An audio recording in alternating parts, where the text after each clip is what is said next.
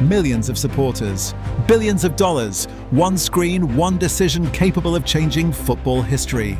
If technology can see everything, why does football trust it less than ever? The referee stops play and walks toward the pitch side monitor. Players surround him. Managers freeze on the touchline. A World Cup stadium holds its breath while billions watch a single replay decide everything. VAR was built to end these arguments. Instead, it created new ones. And to understand why, you have to go back to the promise that started it all. On March 5, 2016, at the 130th Annual General Meeting of the International Football Association Board in Cardiff, football took its first formal step toward a digital future. Under the chairmanship of David Griffiths, the governing body approved the most comprehensive revision to the laws of the game in modern history, authorizing live experiments with a video assistant referee. The project was designed with a simple, clinical philosophy: minimum interference, maximum benefit.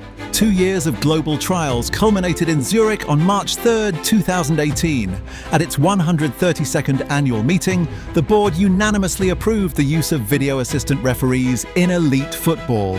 According to official documents from the International Football Association Board, the technology was never intended to achieve absolute perfection or replace the on-field official. Drawing on official regulatory records, governing body statements, and verified referee testimonies, the protocol established a strict threshold for intervention. The video assistant could only recommend a review in the event of a clear and obvious error or a serious missed incident, ensuring the referee retained ultimate authority. The system restricted this oversight to 4 specific match-changing categories. The first was goal or no-goal decisions, checking for infractions in the immediate build-up to a score. The second was penalty or no penalty rulings. The third covered direct red cards, excluding second yellow cards. The fourth was mistaken identity, correcting cases where a referee disciplined the wrong player. Early performance data suggested the system succeeded on these parameters. An independent study by the Belgian university KU Leuven, which analysed nearly 1,000 competitive matches across multiple countries, was presented to the board during the 2018 meeting. The findings indicated that the accuracy of reviewable decisions rose by 5.8%, reaching 98.8%. The study also reported that the average playing time lost to these video reviews was only 55 seconds per match. On paper, the protocol was clean, precise, and highly regulated. Official guidelines mandated that the original on-field decision must stand unless video evidence showed an unmistakable mistake. It was a framework built on objective logic, designed to protect the integrity of the sport. Yet as this system transitioned from a controlled experiment into a global mandate, the gap between a written protocol and public trust began to grow. Long before the first digital lines were drawn in video rooms, football spent decades accumulating a ledger of uncorrected errors that eroded the authority of the whistle.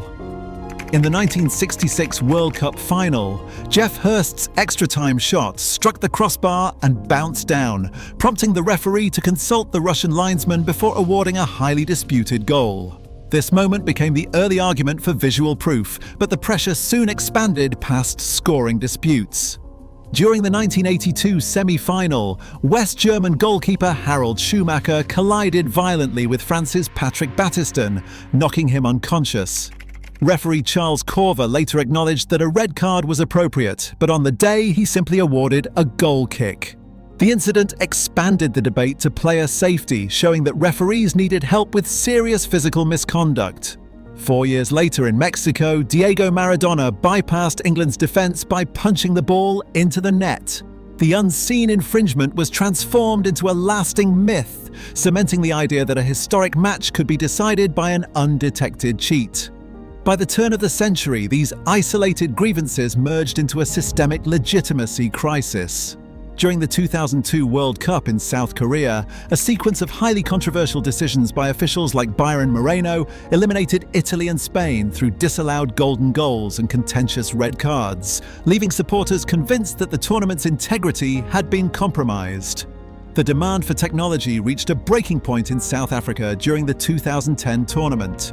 Frank Lampard's long-range strike against Germany bounced clearly past the goal line, but the officials waved play on. This blatant error served as the immediate trigger for goal line technology, but the same World Cup exposed another moral debate.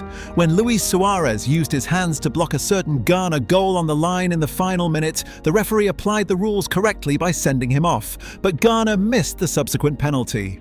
The sequence left a lasting sense of moral outrage as a deliberate rule breaker secured his team's advancement.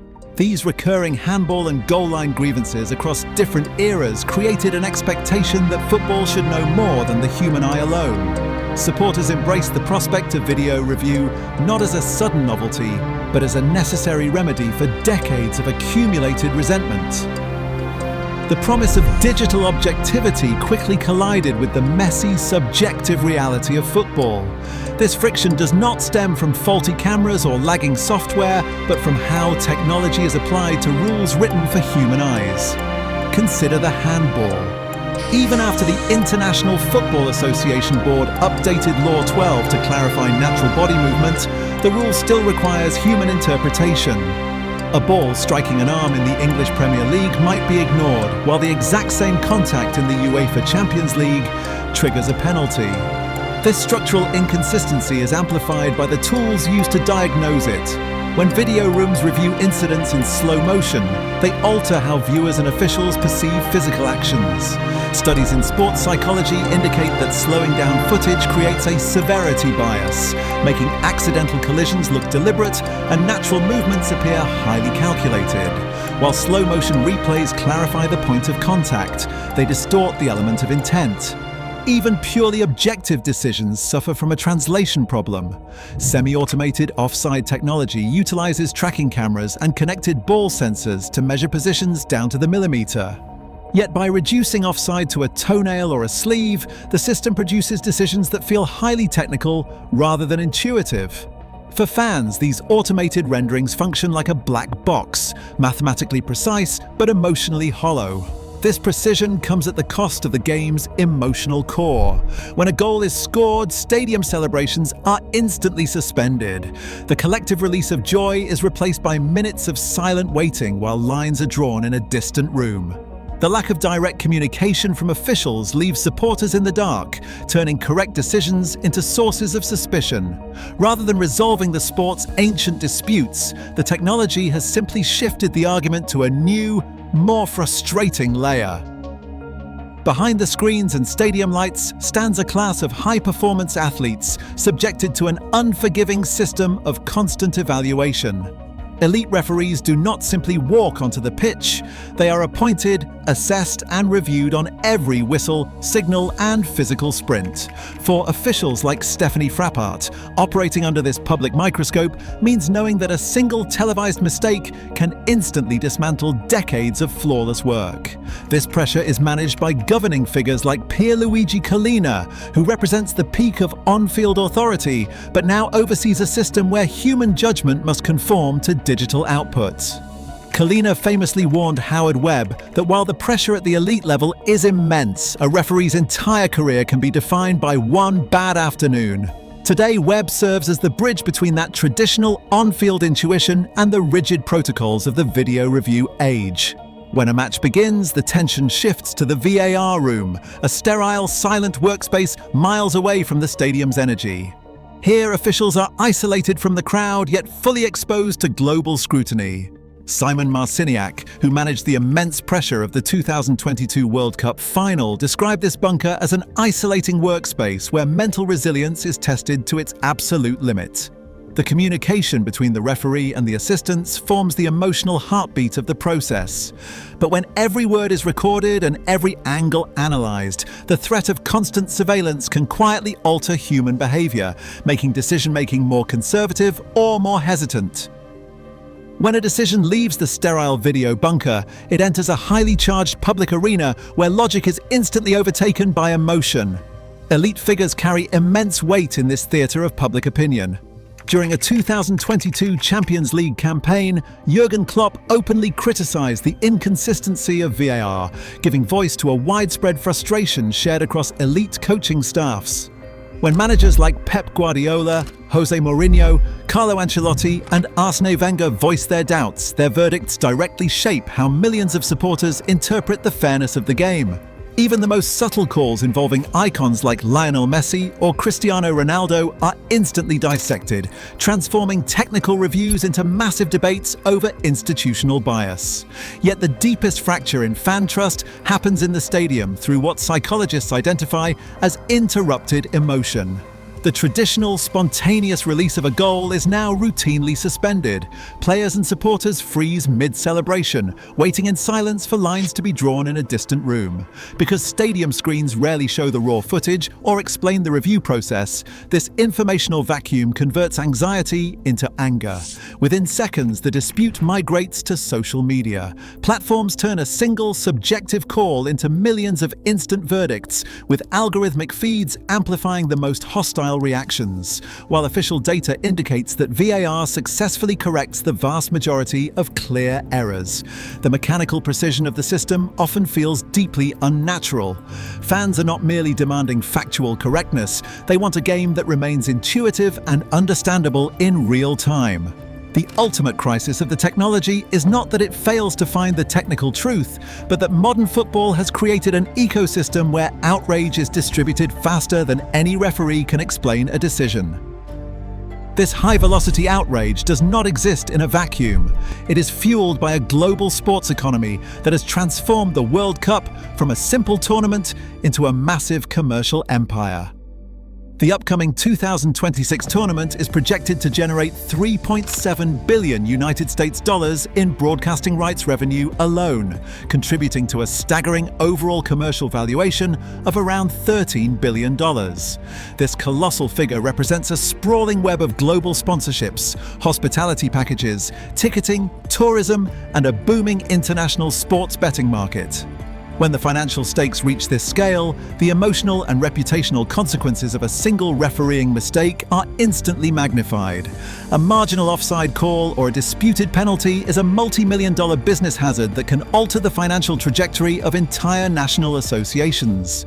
This intense pressure frequently gives rise to deep skepticism from supporters, yet investigative audits and official records show no verified evidence that FIFA or any governing body instructs referees to favor specific teams or protect commercial interests. Impartiality remains the official mandate. The real crisis is rooted in transparency rather than conspiracy. Because the decision-making process remains so heavily guarded, the lack of real-time clarity allows suspicion to fill the void. In an industry worth billions, the unresolved question is whether a system designed to enforce rules can ever feel completely neutral to a public that knows exactly how much money is on the line. The search for credibility has pushed football toward a highly digitized future. FIFA and the International Football Association Board are currently testing a new generation of tools, designed as an objective support layer for on-field officials rather than an instant cure. At the center of this movement is connected matchball technology.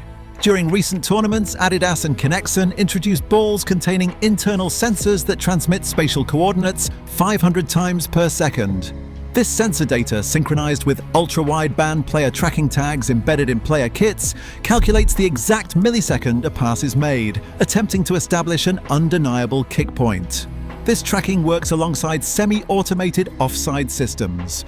By deploying 16 dedicated stadium cameras to track limb-level movements, the system instantly constructs three-dimensional player avatars to assist video assistant referees. For major tournaments, this involves scanning over 1,200 individual participants to map their exact physical dimensions. Yet even this high-frequency tracking operates within physical boundaries. A recent study analyzing Spanish top-flight matches estimated a combined positional uncertainty of roughly 34 centimeters, a margin created by hardware calibration limits and temporal lag. When decisions are determined within these razor-thin margins, technical accuracy does not automatically translate into public belief. The extreme precision can feel alienating to a stadium crowd accustomed to the natural human flow of the game. To address this structural isolation, governing bodies are shifting their focus toward public communication. Recent trials have introduced live referee microphone announcements inside stadiums, alongside experimental video assistant audio releases and body camera pilots. Football's official development roadmap also points to future platforms like FIFA AI Pro, which aim to provide three-dimensional simulations and natural language tactical analysis for broadcasters, hoping to demystify the system. These technical updates represent the next major test of legitimacy for the sport's governing bodies. The underlying question is no longer whether cameras can capture the physical truth of an incident, but whether adding more data will explain the decision-making process or simply build a more elaborate black box. As the sport stands on the edge of this automated era, the tension remains unresolved. The technology continues to chase flawless execution, while the stadium stands wait for something far more elusive than precision. Today, technology promises perfection, but it cannot deliver absolute certainty to an emotional sport. As margins shrink and delays grow, the very essence of the game hangs in the balance. Football does not need every decision to be popular. It needs every decision to be understood. Subscribe for more deep dives.